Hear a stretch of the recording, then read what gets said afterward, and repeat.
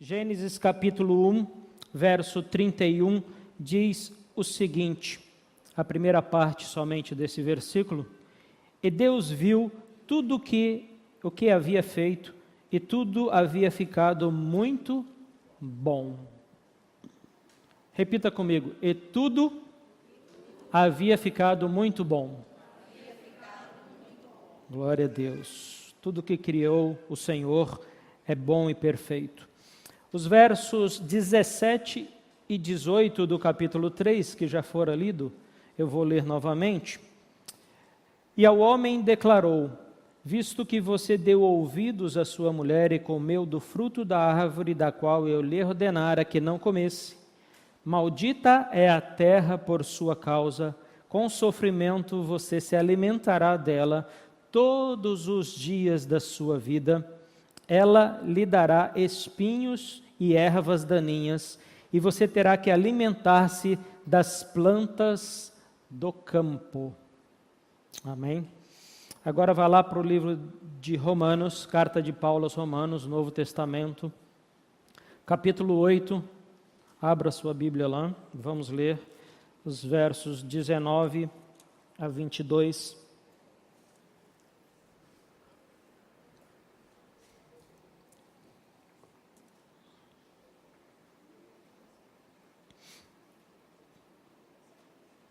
Carta de Paulo aos Romanos, capítulo 8, verso 19, diz o seguinte: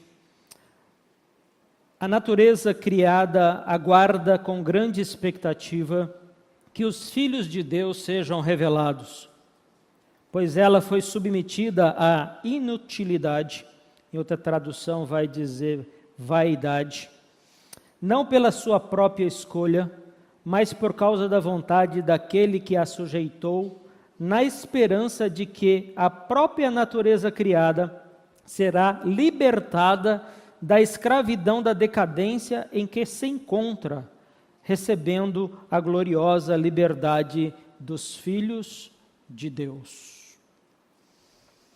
E viu Deus que tudo quanto tinha feito era bom, é o verso que nós lemos no capítulo 1 de Gênesis, o verso 31. Deus, à medida que criou todas as coisas, criou os céus, os luminares, as constelações, o firmamento, Deus criou a terra, o mar, Deus criou os animais, os peixinhos, as aves, Deus criou o homem e a mulher, a sua imagem e semelhança, versículo 26 do capítulo 1, e à medida que Deus criava as suas obras, Ele dizia: é bom, é bom, é bom, e no final de tudo Deus disse: eis que tudo é muito bom. No entanto, parece que as coisas criadas no presente tempo não são tão atraentes, não é verdade? O que será que aconteceu? Se tudo era muito bom e perfeito, o que houve desde a criação até o nosso tempo? Porque tudo se encontra tão torto e tão deformado? Porque me encontro eu mesmo, você, nós, o homem e a mulher, encurvado, e as demais pessoas também. E quando eu uso esse termo encurvado, eu não me esqueço daquela imagem que está pública no Facebook e também aí nas redes sociais, no Google, se você procurar lá, usuários de smartphone, em que aparecem os homens todos encurvados andando assim, com seus smartphones. Mas esse encurvado aqui não está falando desta curvatura causada por causa de um uso do aparelho eletrônico, mas sim porque o homem está caído, porque eu me encontro caído. Por que será que as crianças não podem mais ir sozinhas aos parquinhos brincar? Porque correm risco de sofrerem abuso? Porque há mais de 60 mil homicídios no Brasil, no nosso país, por ano, 60 mil pessoas morrem por ano. Por que será que as formigas invadem as nossas casas? Por que tanto concreto, tanto asfalto danificando o meio ambiente, a criação, a boa criação do nosso Senhor? Por que o seu sentimento às vezes é incontrolável, que pais espancam filhos, maridos esmurram esposas por causa da falta de controle dos seus sentimentos.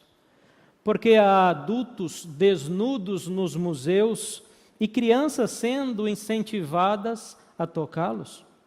Porque o homem se deita com o homem e a mulher se casa com outra mulher? Porque tão é difícil aprender e tão fácil esquecer? Porque sinto o ódio do motorista que me fecha no trânsito? Porque a bomba nuclear e a fabricação de armas de fogo de alta precisão, de curta, média e longa distância ou longo alcance? O que será que faz com que investidores invistam, conforme noticiou hoje ainda a UOL Economia, mais de 80 milhões em 3 anos em uma empresa de comercialização da Cannibale Sativa ou da maconha no Canadá? Qual o sentido da predação dos animais que nós assistimos no Animal Planet, no canal de televisão? Será porque que o furacão Michael atacou agora, atingiu a Flórida e mais de 500 mil pessoas se encontram desabrigadas? Estas e outras questões pensadas ou estruturadas ou não estão presentes nas nossas mentes, seja de forma momentânea ou seja de forma um pouco mais profunda, mas todos nós fazemos às vezes esses questionamentos. Por que o mal está presente na vida do homem? Será que a narrativa de Gênesis 1 falhou? Será que a narrativa de Gênesis capítulo 1 não é verdadeira? O que aconteceu que nós vemos que a criação de Deus, de Gênesis 1, não reflete mais aquele estado descrito no capítulo 1 de Gênesis? É justamente isso que nós vamos conversar nessa noite, a partir de Gênesis capítulo 3, que nos mostra o que deu errado, que revela e nos faz compreender a razão pela qual nós e todas as demais coisas nos encontramos tão desordenados, tão caídos, tão tortos. Neste segundo capítulo da história do mundo, queda, nós queremos falar sobre o pecado, queremos falar sobre a perversidade, sobre o mal que adentrou a boa criação do homem e suas consequências. E quais foram as consequências desta queda e deste mal que adentrou a criação? Dessa forma, a gente poderia começar perguntando o que foi afetado com a queda. Desde a queda, no momento da queda, nós vemos que o cair do homem não foi um fato isolado, mas um fato catastrófico para toda a criação. Porque não somente, e nós vamos explorar isso um pouco mais, o homem e a mulher sofreram as consequências ou o efeito da queda, mas todo o mundo não humano, todo o mundo não presencial, ou que o homem não faz parte dele também, no sentido da sua moral, né, das organizações que envolvem, também foram afetados. Todo o lado não humano da criação também sofreu a consequência da queda do homem. E de forma que nós vemos que, no próximo slide, que todas as estruturas, né, da sociedade, seja o Estado, a família, o casamento, o sistema político, a indústria da guerra, o desperdício dos recursos ambientais, naturais, né, as instituições como sindicatos, empresas, corporações, né, seja aspectos culturais como a arte, a pintura, música, poesia, teatro, cinema, a produção acadêmica, tudo isso foi afetado pela queda do homem lá no jardim do Éden, quando o homem resolveu deliberadamente desobedecer a Deus, cedendo à tentação do inimigo da nossa alma ali presente. De forma que o próprio apóstolo Paulo, no capítulo 8, no verso 21, que nós lemos, ele diz que a própria natureza, ou a criação de Deus, o mundo criado, né, está agora o quê? Sob a escravidão do mal, sobre a consequência da escravidão do mal, e ela aguarda ser libertada, assim como os filhos de Deus também um dia serão libertados. Porque a natureza e toda essa estrutura, né, social também foi afetado pelo pecado do homem, pela queda daquele que Deus havia feito para ser a sua imagem e semelhança, e que Deus havia colocado no jardim do Éden para ser o vice-regente, para ser aquele que governaria toda a criação e que desenvolveria toda a criação em perfeição. Mas por causa da falha daquele homem, toda a criação é afetada. Quando nós pensamos nas consequências do pecado na vida do homem, né, talvez seja mais fácil listar essas consequências do ponto de vista pessoal e não social ou coletivo. Né? Podíamos citar, por exemplo, a questão do homicídio, né, em que um ser humano tira a vida do outro, o adultério, o roubo, a blasfêmia, os vícios, os distúrbios emocionais que afetam a vida do homem e da mulher, as doenças mentais que também afetam o homem, as doenças físicas, até mesmo as doenças físicas, conforme Paulo escreve na sua primeira carta aos Coríntios, no capítulo 11, quando ele diz que por causa dos irmãos de Corinto participarem da mesa do Senhor indignamente, havia entre eles muitos o quê? Doentes. Então, o pecado, a queda do homem é capaz de gerar até mesmo a doença física na vida do homem. E quando olhamos para esses aspectos pessoais, talvez seja mais fácil nós entendermos qual é a extensão desta queda, qual a abrangência dessa queda. O ensino bíblico para a situação humana é de que todo o mal e toda a perversidade do mundo são basicamente resultados da queda da humanidade, da sua recusa em viver de acordo com a boa ordem da criação de Deus. Quando nós lemos Gênesis capítulo 1 e capítulo 2, nós vamos ver Deus ordenando todas as coisas, né? E o mandato criacional, o mandato cultural, o mandato espiritual de Deus está ali estabelecido para o homem e para a mulher e para toda a criação que fora obra das mãos do Senhor. E Deus ordena todas as coisas, estabelece as leis, sejam elas as leis físicas, como nós ouvimos aqui do domingo passado, as leis naturais, sejam elas leis morais, que também nós ouvimos aqui na pregação sobre a criação. Deus está ordenando todas essas coisas e deixando tudo funcionando perfeitamente.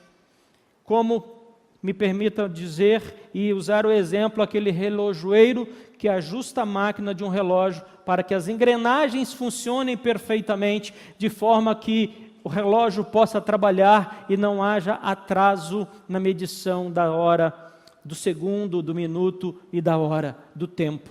Deus criou todas as coisas, mas o homem, conforme registrado no capítulo 3 de Gênesis, ele recusa-se a viver de acordo com toda aquela lei que fora dada por Deus.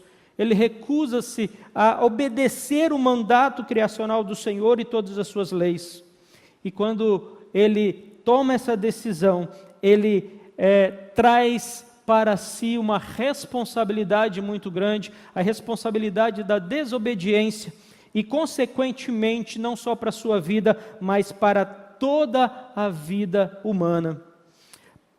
De tal forma que não somente, no próximo slide, de tal forma que não somente o homem e a sua sociedade, ou as relações sociais do homem, a sua relação espiritual, a sua vida moral é afetada, mas também a terra é afetada, a própria criação é afetada.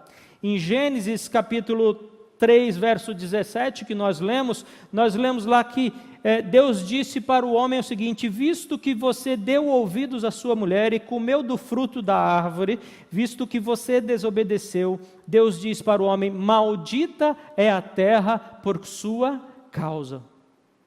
E no verso 18, nós vemos Deus dizendo para o homem o que aconteceria com a própria criação a partir daquele momento. Ela lhe dará espinhos e ervas daninhas, e você terá que alimentar-se das plantas do campo. A terra passou então a produzir algo que, no plano natural de Deus, nós entendemos que não era projetado, ou Deus não tinha pensado que a terra produzisse abrolhos, cardos, espinhos, ervas daninhas, né? Em outra tradução dizendo, o homem agora vai ter que cultivar a terra, vai ter que desenvolver a terra, mas ele vai ter que lidar com as consequências do mal na própria natureza. Ele vai ter que agora plantar certamente com mais dificuldade, tratar agora das pragas que afetam a sua plantação, tratar também de outros homens que agora vão querer fazer usufruto da sua plantação sem a sua devida autorização. E aí eu me peço um parênteses aqui só para uma ilustração. Me lembro quando meu pai faleceu e ele deixou para nós uma chácara aqui no município de Jangada, e tinha lá um caseiro que cuidava daquela chácara, e a chácara era então bem plantada, né? Tinha frutas, verduras, né? Só que ele tinha condição de estar um pouco mais constante e presente lá. Depois que ele faleceu, pela minha atividade profissional, eu não pude estar lá tantas vezes. E aí, quando eu estava com o caseiro, ou quando eu falava com o caseiro falava: olha, entraram aqui, roubaram, estragaram os pés de moranga. Aí depois, ligar um outro tempo depois, olha, os meninos entraram aqui e acabaram com os abacaxi. Depois, passava um tempo, os vizinhos entraram aqui e acabaram com os pés de laranja. Né? O homem agora, para ter o produto da natureza, ele tem que lidar inclusive com o seu semelhante. Por causa do quê? Por causa da queda. O efeito da queda está na vida social, na vida pessoal, mas na natureza também. Por quê? Porque o homem resolveu desobedecer a Deus. De forma que Paulo, lá em Romanos, vou repetir a leitura do texto que nós já lemos, no capítulo 8, do verso 18 ao verso 19, Paulo diz o seguinte: a natureza criada aguarda com grande expectativa que os filhos de Deus sejam revelados. Olha só o que Paulo está dizendo aqui, que a própria natureza, a obra da mão do Senhor, o mundo criado, está aguardando a revelação dos filhos de Deus. Pois ela foi submetida à futilidade, ou vaidade, diz outra tradução, não pela sua própria escolha, mas por causa da vontade daquele que a sujeitou, na esperança de que a própria natureza criada será libertada da escravidão da decadência. Essa escravidão da decadência é o cativeiro da corrupção, ou o estado da corrupção, em que se encontra para a gloriosa liberdade dos filhos de Deus. Sabemos que toda a natureza criada geme até agora em dores de parto. Aqui Paulo declara que toda a criação está sujeita à vaidade ou à futilidade. Futilidade é falta de sentido. Parece que desde a queda do homem em Gênesis 3 até os nossos dias, toda a criação de Deus não tem sentido, é fútil, Por quê? Porque não tem a presença daquele que criou todas as coisas, porque não tem a beleza do Criador, porque não tem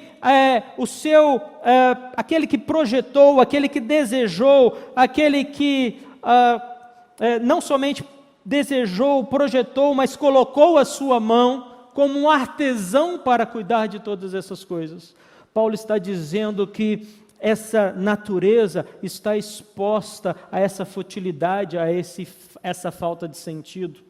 Por quê? Porque Adão, não por causa da sua própria escolha, Paulo fala, não pela escolha da própria natureza, mas por causa da vontade daquele que a sujeitou. Quem sujeitou a natureza a essa condição foi Adão. Por causa de Adão que desobedeceu a Deus e que deu entrada ao pecado no mundo, agora a própria natureza está sofrendo a consequência deste pecado e está sobre a escravidão do pecado, é o que Paulo está falando aqui.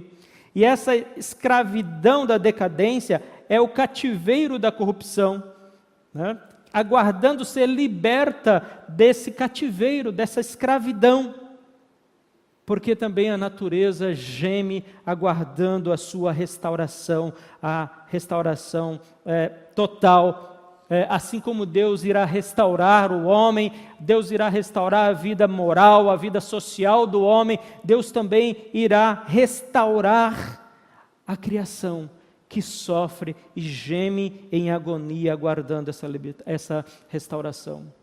Então, queridos, a extensão da queda do pecado, ou da queda do homem, melhor dizendo, em pecado, passa pela vida pessoal, pela vida moral dele, pela sua vida espiritual, por a sua vida social, e quando nós estamos falando de social, nós estamos falando de todas aquelas estruturas da sociedade, seja família, casamento, igrejas, organizações, as instituições, os sindicatos, a política, a vida cultural do homem, a arte, a televisão, o rádio, a pintura, os jornais, os filmes, tudo isso for afetado por causa da queda do homem, inclusive a natureza que agora aguarda a restauração de todas as coisas. Então, amados, nós precisamos, prosseguindo nessa análise, nessa história da queda, nós precisamos meditar sobre a relação entre o pecado e a criação. Uma vez que a corrupção está presente, o pecado está presente, qual é a relação do pecado e da corrupção? Uma vez que Adão pecou, e o seu pecado tem uma relação sobre a criação, tem um impacto sobre a criação, é importante nós entendermos como este pecado, essa corrupção, está relacionada originalmente com a boa criação de Deus. Isso é importante para a nossa cosmovisão cristã, para que a gente possa entender que o que Deus fez, já antecipando um pouquinho, é perfeito, é bom. Por isso nós lemos no verso 31 do capítulo 1 que tudo que Deus criou é bom. Ocorre que o homem, pela sua desobediência, trouxe um mal, trouxe uma consequência má sobre a criação de Deus, mas aquilo que Deus criou que era bom, ele não deixou de ser bom. É isso que nós precisamos entender, e é essa visão que nós precisamos ter, porque muitos vão dizer que a criação é má, que a matéria é má, mas nós sabemos que Gênesis 1 e 2 revelam que tudo que Deus criou é o quê? É bom. Então, aquilo que Deus fez é bom e perfeito para que o homem pudesse usufruir. O fato é que o pecado, ou a queda de Adão, não anula a bondade da criação. E nem se identifica com ela, ou seja, não coexiste. Criação e pecado permanecem distintos, desde o jardim do Éden, desde aquele momento, mas estão entrelaçados na nossa experiência, porque agora, a partir da queda de Adão, faz parte da nossa vida essas duas realidades, a boa criação de Deus e a queda do homem. Então nós precisamos entender e ver que a prostituição e aquela figura de uma mulher ali no carro não anula a beleza da sexualidade criada por Deus. O fato é que a sexualidade criada por Deus, ela é boa e foi criada para o homem vivê-la dentro do casamento junto com a sua única esposa. Ocorre que por causa do pecado, agora a sexualidade se tornou um mal e nós temos, por exemplo, a prostituição. No mundo político, nós não podemos negar o caráter divinamente ordenado de Deus quando Deus estabelece o Estado.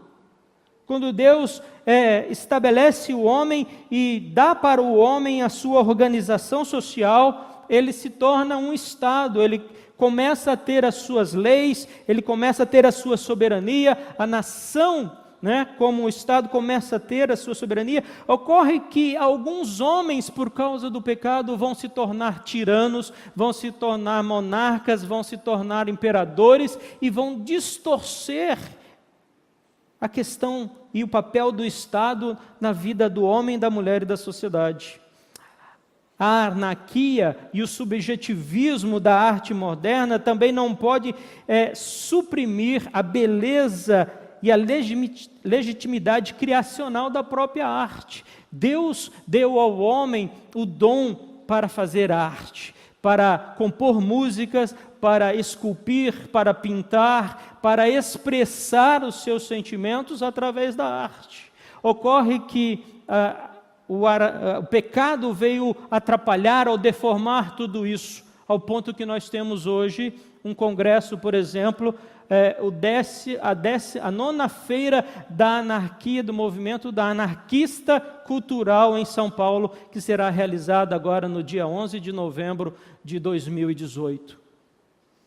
Apesar disso, isso não anula a beleza e a legitimidade da própria arte na criação de Deus, porque Deus estabeleceu o homem para desenvolver a terra, para cultivar a terra, e cultivo vem de cultura. Nós já aprendemos aqui lá em Gênesis 2, quando Deus diz para o homem cultivar a terra, para desenvolver a terra, Ele está pensando que o homem é também um ser social, cultural, e que ele vai fazer uso das suas habilidades, inclusive para expressar a sua própria cultura. Ou seja, o mal não tem poder de arruinar a fidelidade imutável de Deus à obra de suas mãos. O pecado introduziu uma dimensão nova à ordem criada. O pecado vai introduzir essa nova dimensão.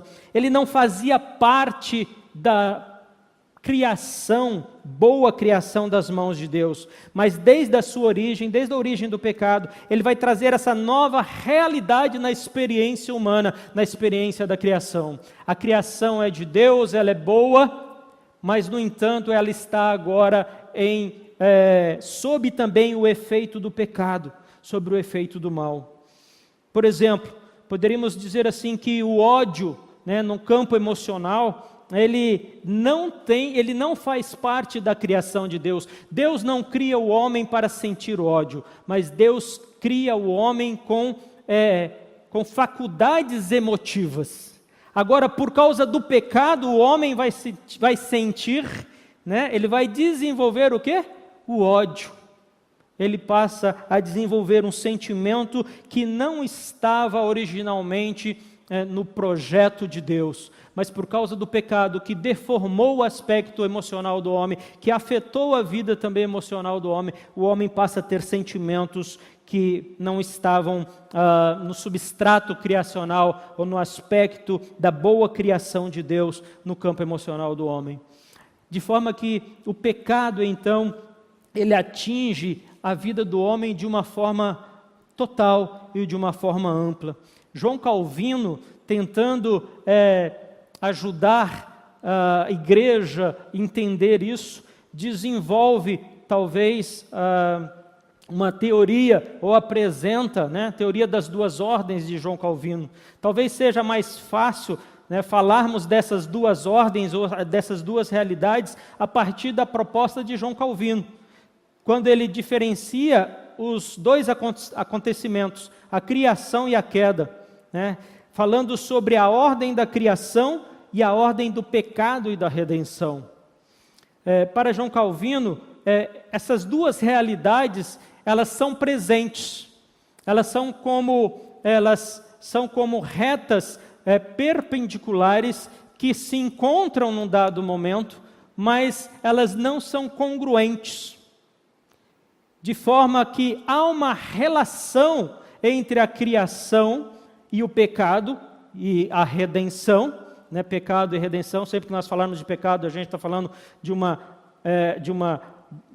visão ou de um direcionamento para a redenção, de forma que há essas duas realidades, elas convivem, como por exemplo a saúde, né? Que é da ordem criacional, que o homem seja saudável, convive com o quê?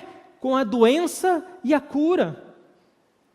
No princípio, Deus criou o homem para ser um ser saudável, desprovido de doenças. O homem não sofreria os males que nós sofremos, mas por causa do pecado agora, o homem ele tem a sua saúde, mas a sua saúde também vive com a realidade da doença e de possíveis cura, seja através da ciência, seja através, de procedimentos e técnicas desenvolvidas pelo homem dotado de inteligência, ou através de milagres extraordinários que Deus pode fazer. De forma que a ordem da criação, ela é original, é o que Deus fez. Agora, a ordem do pecado é um acidente. Aconteceu um acidente nesse curso. A ordem da criação representa a bondade, enquanto a ordem do pecado e da redenção envolve o quê? A deformidade. João Calvino, então, tentando ajudar-nos a entender isso, ele fala sobre essas duas ordens. Nós talvez pudéssemos usar ainda um outro elemento para nos ajudar a entender, essa questão da realidade do pecado, da criação e do pecado. Usar o exemplo baseado em caricaturas. Para esclarecer, podemos dizer que o pecado e o mal têm sempre o caráter de uma caricatura, ou seja, a imagem distorcida que contém certas características reconhecíveis. Ao mesmo tempo, que a caricatura ela tem umas suas deformidades, ela aponta para o quê? Ela aponta para um modelo perfeito, ela aponta para aquilo que era original, ela aponta para aquilo que fora criado. Quando nós olhamos para o mundo de Gênesis 3, nós vamos ver que o mundo de Gênesis 3, 4 e daí por diante, aponta para o quê? Para o mundo de Gênesis 1 e 2. E aí eu trago aquela figura ali, que nós conhecemos. E quando nós olhamos para a caricatura do homem depois da queda, o homem depois da queda, ele continua sendo o quê? Homem. Ele não passa a ser um animal. Ele é um homem. É lógico que o estado original dele era um homem à imagem e semelhança de Deus. Agora, apesar de ter a imagem e semelhança de Deus em nós, essa imagem e semelhança está o quê? Deformada, como a caricatura não representa exatamente aquilo que é original. Quando nós olhamos para uma escola, depois da queda, humanista, ela não deixa de ser escola, ela tem princípios de escola, da escola original, da escola no mundo que Deus planejou. Quando nós olhamos para os relacionamentos rompidos nos nossos dias, eles não deixam de ser o quê? Relacionamento. Quando a gente fala de rompimento de relacionamento, infelizmente um exemplo que a gente poderia citar, que nós temos muito presente na nossa realidade, é o divórcio de um casal. Quando um casal se divorcia, eles não deixam de conviver conjugalmente a partir daquele momento, mas a relação que eles estabeleceram, ela não é desfeita. Tanto é que existem diversos problemas decorrentes do divórcio, melhor dizendo, corrigindo aqui, e existem também casos de casais recasados que se divorciaram e recasaram. Por quê? Porque aquele vínculo, aquele relacionamento foi feito, está estabelecido. Então, um relacionamento rompido não deixa de ser um relacionamento, um pensamento confuso, um sentimento deturpado não deixa de ser sentimento, um pensamento confuso não deixa de ser pensamento. Se nós temos pensamento confuso na nossa mente, é porque há uma referência de um pensamento perfeito, de um pensamento estável, de um pensamento saudável, lá em Gênesis 1 e 2. No entanto, como nós estamos sob efeito da queda, ainda precisamos conviver com essas deformidades na nossa emoção, no nosso pensamento, na nossa capacidade de aprender, na nossa, infelizmente, capacidade de esquecer. São todas deformidades que nós estamos vivendo por causa do pecado. As representações da nossa experiência no mundo caído apontam para a boa criação de Deus. Ele sustenta a ordem criada a despeito da devastação do pecado. O pecado veio para acabar com tudo. O inimigo das nossas almas e a desobediência do homem se juntaram ali em Gênesis 3 para ofuscar e para destruir toda a boa criação de Deus. No entanto, isso não foi possível, porque apesar disso, Deus continuou sustentando todas as coisas. Então, queridos, falando dessas duas ordens, do pecado e da criação original, as duas ordens não formam um par. Elas são duas realidades presentes nas nossas vidas, mas não formam um par. O pecado é completamente estranho aos propósitos de Deus para a sua criação. O pecado é um ser estranho, é como um corpo estranho de um paciente, no nosso organismo. Ele não foi planejado e nem pertence à criação. Qualquer teoria que de algum modo sancione a existência do mal na boa criação de Deus, não faz justiça ao caráter fundamentalmente ultrajante e profano do pecado.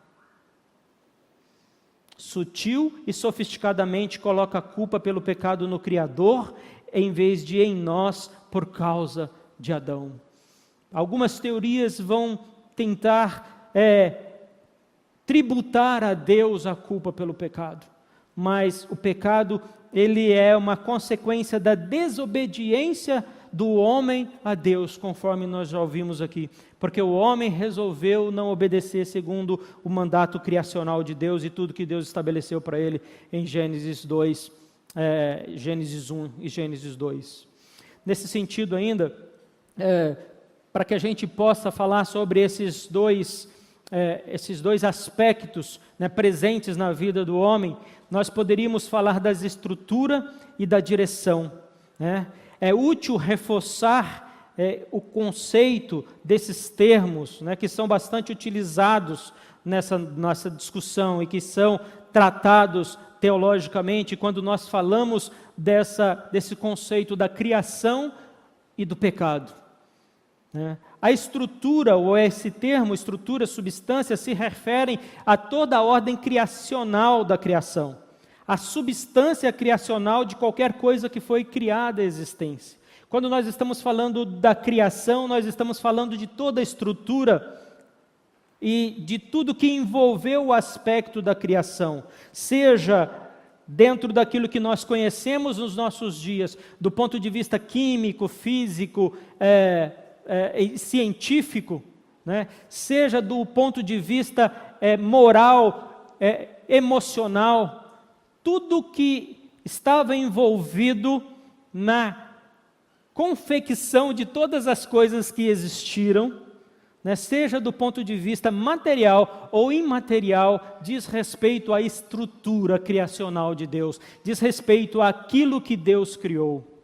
Ocorre que aquilo que Deus criou, em Gênesis 1 e 2, tomou uma direção, tomou um rumo. E, infelizmente, um rumo não planejado por Deus. Se referem à ordem do pecado, essa direção e redenção. A distorção e perversão da criação pela queda por um lado, e da redenção e restauração da criação em Cristo por outro. A direção daquela estrutura criada fora deformada, fora modificada por causa do pecado. Mas apesar de ser modificada por causa do pecado, há uma correção de curso, há uma correção de rota provida pelo próprio Deus e que será abordado principalmente, essencialmente, no capítulo 3 dessa série que nós estamos tratando aqui na igreja. De forma que, queridos, apesar da existência, né,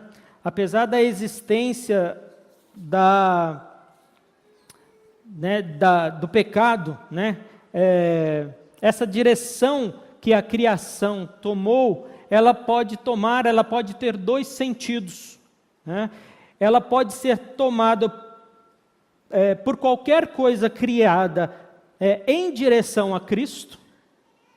A direção das coisas criadas podem se direcionar a Cristo, ou elas podem tomar uma direção de se afastar de Cristo.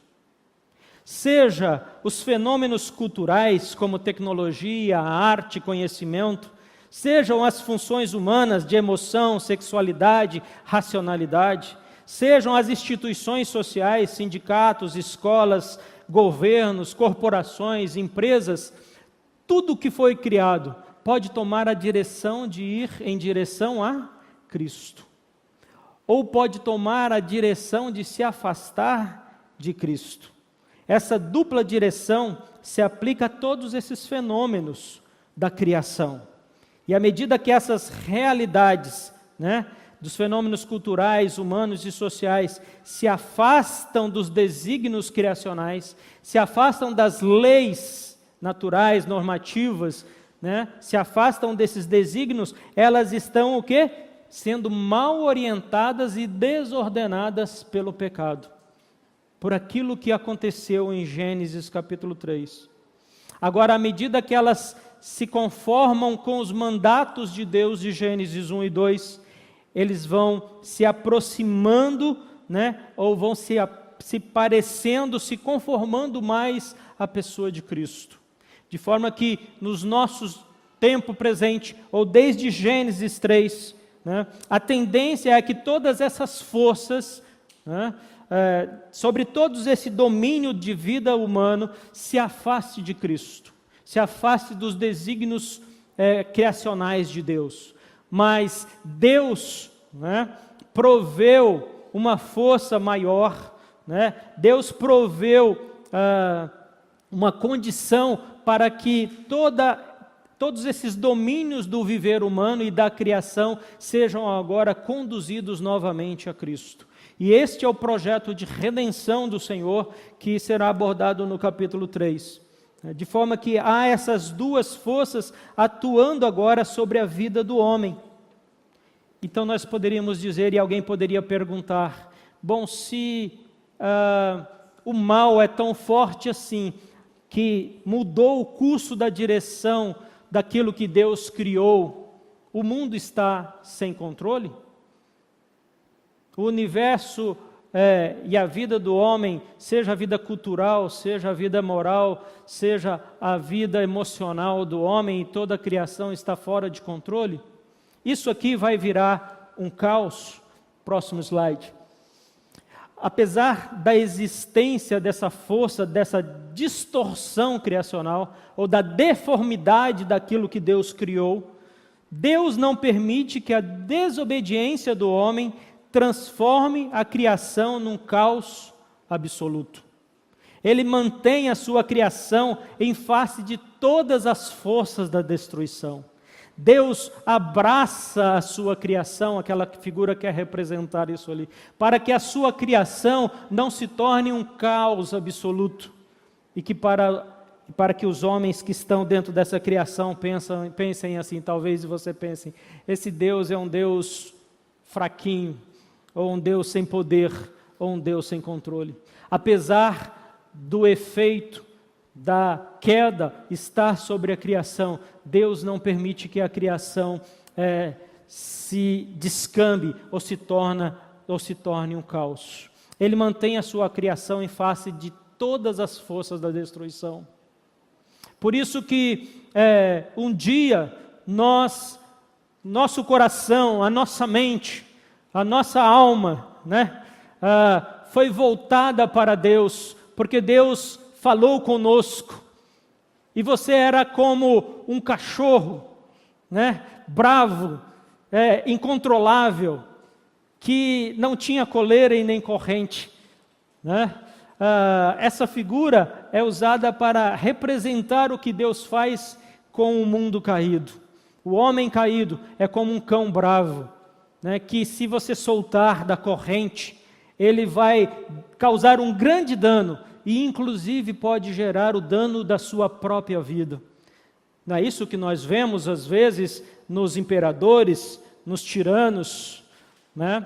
Ou naquelas pessoas desequilibradas que conseguem entrar no cinema e com uma arma, com uma metralhadora e matar centenas de pessoas, ou que entram numa escola e atiram em dezenas de crianças. O homem descontrolado, desgovernado, é como esse cachorro. Mas a criação de Deus é a correia ou a corrente que está no pescoço desse cachorro, e Deus está segurando nessa corrente para domar esse cão bravo, de forma que esse cão bravo possa, num dado momento, obedecer a comando daquela corrente. A criação é a corrente que segura esse cachorro, ela é o direcionador desse cachorro, para permitir o que ele pode fazer no ambiente em que ele vive. Mas também essa corrente vai direcionar esse cachorro bravo e violento para o seu domador, para o seu dono. No nosso caso aqui, para Deus. Porque a criação vai nos limitar e vai revelar, vai limitar o que nós podemos fazer e vai revelar quem cuida de nós e quem criou todas as coisas. Dessa forma é que o mundo está vivendo, né,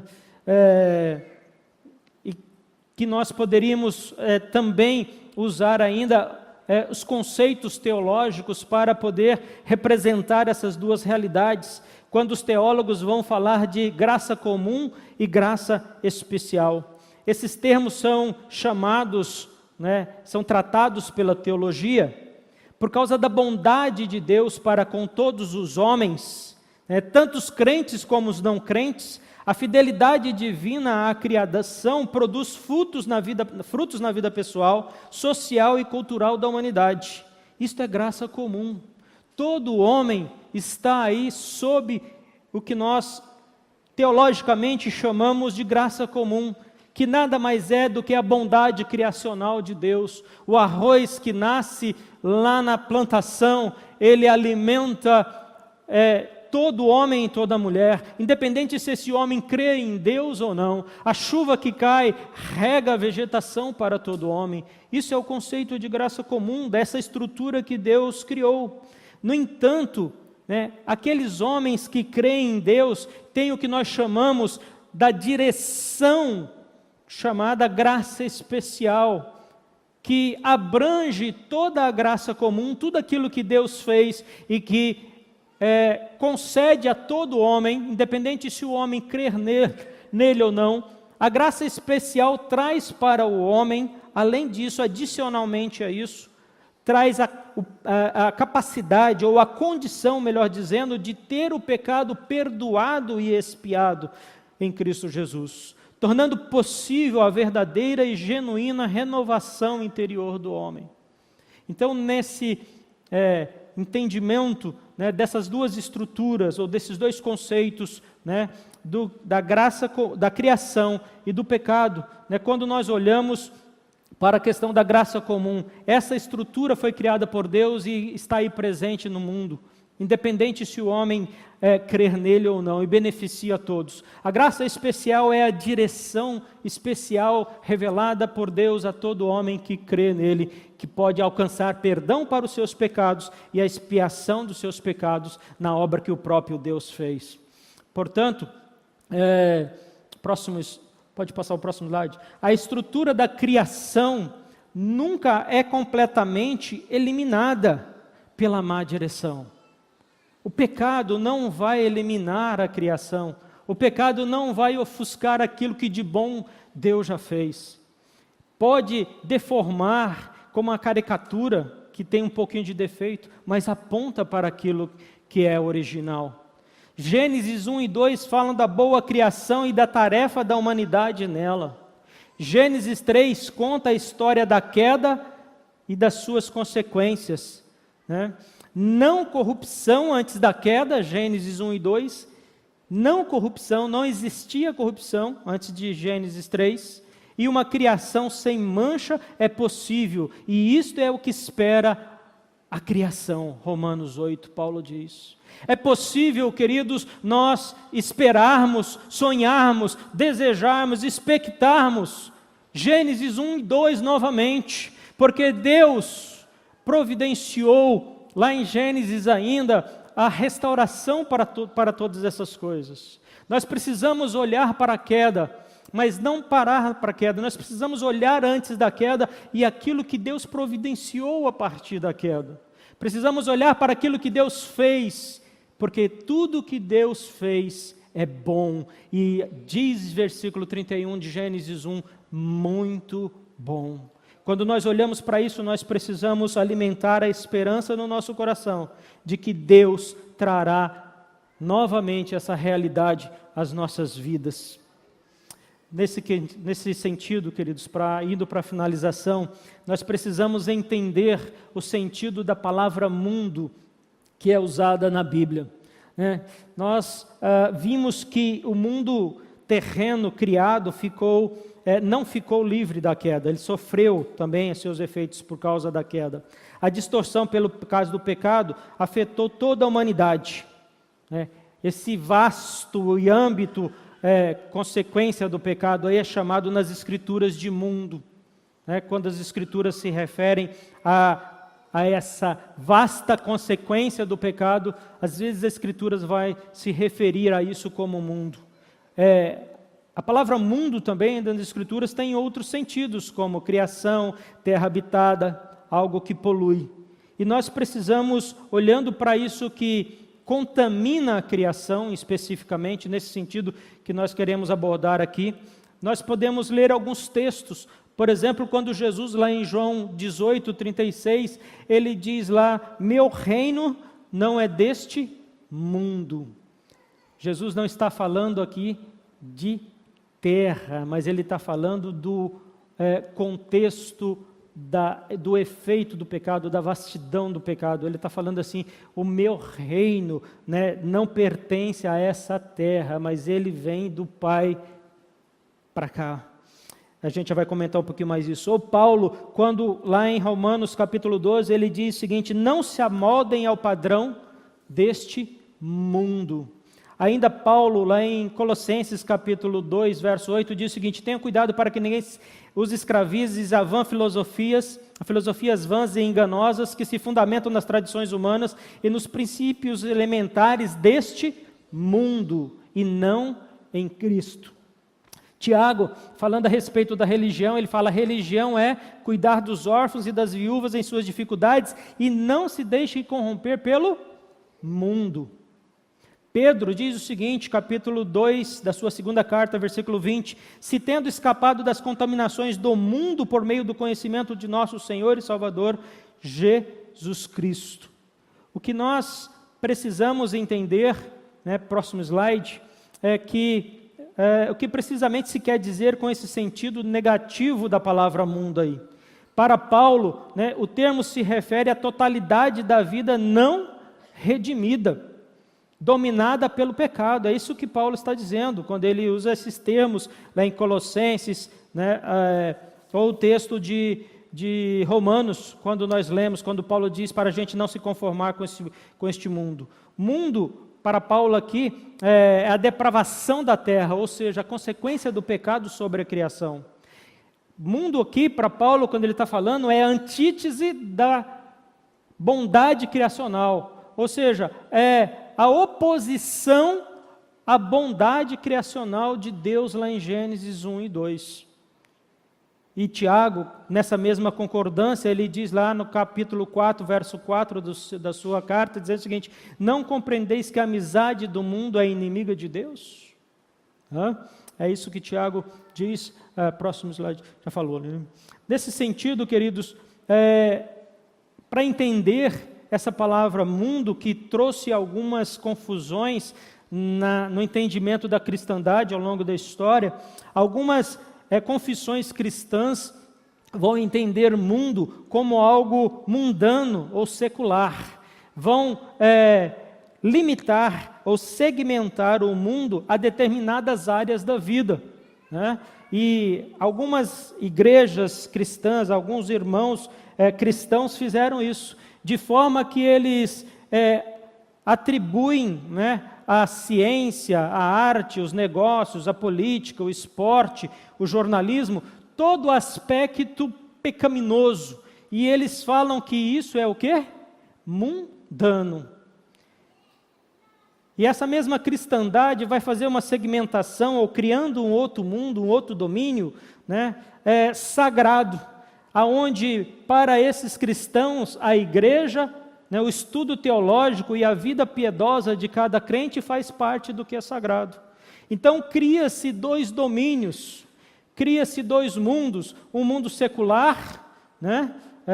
E aí nós poderíamos falar o secularismo, o mundanismo, em que tudo que está naquele mundo lá, política, arte, esporte, ciência, né, é pecado, né, é pecaminoso, e um mundo sagrado, onde somente a igreja, o clero, né, o estudo da teologia, a vida piedosa pertence a Deus. Tá? Isso é um problema, pois pode afetar a interpretação das Escrituras quando nós fazemos isso. Quando Jesus disse no versículo 36 do capítulo 18 de João, o meu reino não é deste mundo, muitos podem ser tentados a entender que Jesus está dizendo para o cristão não se envolver com a política, para não ser político, para o cristão não se envolver com arte, para o cristão não praticar esporte, porque Jesus está falando que o reino dele não é deste mundo. Mas Jesus está na realidade dizendo que o seu reino não procedia ele não procedia desta terra, mas o reino de Jesus procede de onde vem? Do céu. Jesus está falando a respeito da procedência do reino dele. Ele está querendo dizer que o seu reino não procedia da terra, mas se derivava do céu. Tiago 1,27, quando diz que a religião pura é cuidar dos necessitados e não se envolver com o mundo, muitos vão dizer que o crente não deve se envolver com artes, jogos de cartas, dançar, que são atividades o quê? Mundanas, seculares. Mas Tiago, na realidade, está alertando contra o mundanismo, seja onde for, inclusive na igreja, que não estava desenvolvendo cuidado aos necessitados. É isso que ele está querendo dizer. Não é que o crente não pode participar dessas coisas, mas Tiago está falando o seguinte: olha, vocês estão mundanizados, porque inclusive vocês estão deixando de cuidar de quem vocês têm que cuidar. A verdadeira religião é cuidar das viúvas, dos pobres, né, ter o cuidado com os necessitados. Temos a tendência de interpretar a Escritura como se, pelo fato dela rejeitar um estilo de vida mundano, ela propusesse um estilo de vida sobrenatural, né? Porque a Bíblia fala tanto da consequência do pecado, né, sobre a criação. Nós achamos que Deus nos chama para ter uma vida de Gasparzinhos, de santos, que nós vamos receber uma auréola quando aceitamos Jesus, que nós vamos ter asas e que nós vamos voar para o céu e viver com os anjos juntamente com Deus. Não é isso. De forma que, pode voltar ali antes, volta um slide. Quando nós criamos esses dois mundos, a consequência disso é que a igreja abandona o domínio secular, as tendências e forças dos secularismos, né? E aí nós vemos um mundo, né, de arte, de política, de cultura, de esporte, com milhões de pessoas, bilhões de pessoas, e de outro lado nós vemos a igreja vivendo a sua vidinha sagrada, né, com o estudo da teologia, com a piedade, né, de cada crente, formando a cada dia o seu clero, os seus pastores, os seus missionários, formando a cada dia ali os seus evangelistas, vivendo longe do mundo. Isso é um erro, né? Próximo slide. Essa divisão em compartimentos, né? Isso é um erro, porque essa divisão em compartimentos ou em domínios sugere que não há mundanismo na igreja, quando nós dividimos isso, e que não há santidade, digamos, por exemplo, na política, no jornalismo, que na política que está por aí não há nada de santo, não há nada de bom, não há nada que aponte para Deus ou que venha de Deus. Isso é um erro, isso é perigoso para a igreja. Alguns cristãos têm até o mesmo desejo de viver sobrenaturalmente, em vez de envolver-se com a criação para a sua restauração, em vez de envolver-se com a arte, com o jornalismo, com a ciência, com os negócios, com o esporte, com a política, de modo saudável, de modo bíblico, para cooperar com a sua restauração. Nesse sentido, queridos, ainda eu quero citar mais 2 sentidos da palavra mundo, para que a gente possa finalizar aqui rapidamente. Um outro termo que está associado ao entendimento de mundo, biblicamente, é de escravidão. A escravidão representa a relação da destruição produzida pela humanidade e a obra de Satanás. A relação produzida, né, pela humanidade e a obra de Satanás. Na Bíblia, pecar é servir Satanás, ou estar escravizado por Satanás. Fora do serviço de Deus, queridos, há somente o quê?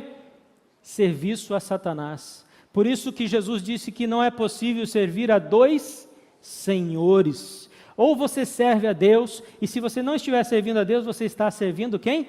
A Satanás. Ainda que você não queira, ainda que você ignore, ainda que você não acredite nisso. Mas essa é a realidade espiritual do mundo. Essa é a realidade da criação.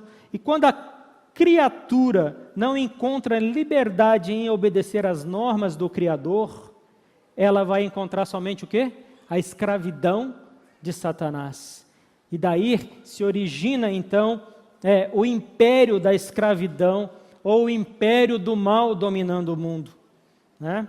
E esse mundo então se torna o quê? Endemoniado, porque Satanás domina a maior parte das pessoas. E é isso que, nesse sentido, que Jesus usa esse termo, príncipe deste mundo, lá em João capítulo 12, verso 31, para Satanás.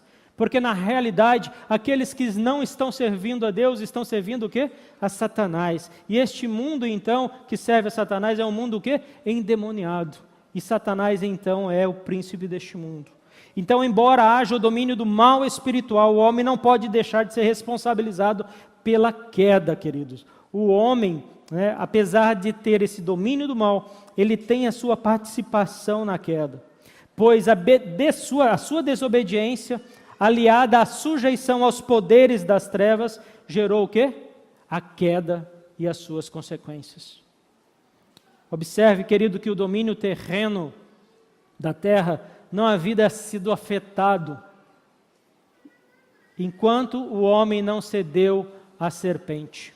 Gênesis 1 e 2 está tudo normal. Tudo está acontecendo de acordo com o que Deus, o quê? Planejou, de acordo com o que Deus estabeleceu nas suas normas, nas suas leis. Gênesis 1 e 2 está tudo perfeito, até que, pode voltar, não é esse slide ainda, até que o homem então desobedece a Deus e cede à tentação de Satanás. E aí então o homem cai. O homem então peca, como nós dizemos. E agora não só o homem, mas a terra também está sob a sujeição da consequência do pecado.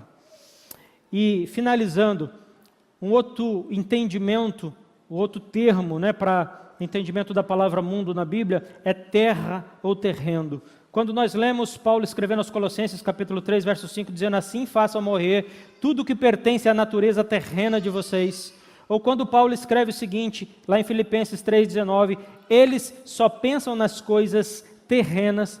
Paulo fala da natureza terrena, né, em Colossenses, como prostituição, impureza, lascívia, desejo maligno, avareza.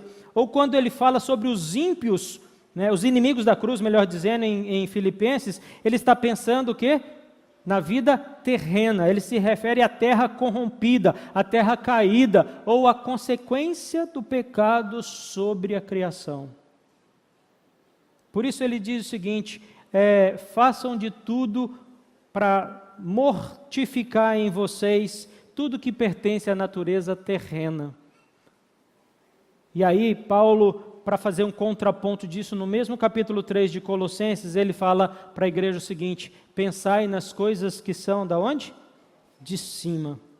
Porque Paulo está dizendo o seguinte: as coisas aqui da terra, com a referência caída como sexualidade, esporte, política, educação, ciência, as coisas aqui da terra caídas, elas são más em si mesmas. Elas são más em si mesmas, não, elas são influenciadas pelo mal por causa do pecado. Mas quando nós olhamos para essas coisas a partir do ponto de vista original, por isso que ele está falando assim: pensai nas coisas que são lá de cima, né? Essas coisas podem se tornar boas para as nossas vidas, seja a cultura, seja a arte, seja a política, seja a sexualidade, seja também a saúde do homem. E Paulo espera que todas essas coisas sejam restauradas, queridos. E finalizando, as considerações finais. A queda afetou toda a extensão da criação terrena. O pecado afetou tudo. O pecado, queridos, é um parasita sobre a criação. Ele não faz parte da criação de Deus, mas ele é como um parasita nessa criação. O pecado profanou todas as coisas criadas por Deus. O homem, a sua vida moral, a sua vida social. O pecado chegou a afetar, inclusive, a terra. Gênesis 3:18. A terra agora vai produzir ervas daninhas e espinhos, e o homem vai ter que viver nesse sofrimento da própria natureza. Cada área do mundo criado clama pela redenção, conforme nós lemos em Romanos 8. A própria natureza geme, aguardando a restauração de todas as coisas, aguardando o Redentor, que irá, juntamente com os seus filhos, se manifestar para que tudo seja consumado, para que tudo seja restabelecido, conforme a ordem que Deus estabeleceu para a criação em Gênesis 1 e 2. Este é o segundo capítulo desta história: criação, queda, redenção e restauração. Eu quero que você olhe para o mundo sob essa perspectiva. Nós precisamos entender que tudo que está aí, que nós podemos ver, contemplar, apalpar, é parte da criação de Deus, que ainda que haja defeito, que ainda que haja deformidade, apontam para algo que não era assim, apontam para algo que é perfeito lá na originalidade, no ato criacional de Deus. Seja o sentimento humano, seja a vida moral do homem, seja a vida social do homem, seja as instituições, as organizações, seja a própria criação, a própria natureza. Nós precisamos entender que o Senhor da história, que criou todas as coisas, Ele, apesar da sua criação ter sofrido essa queda, Ele está trabalhando para restaurar todas as coisas na pessoa de Jesus Cristo, o seu Filho. Amém?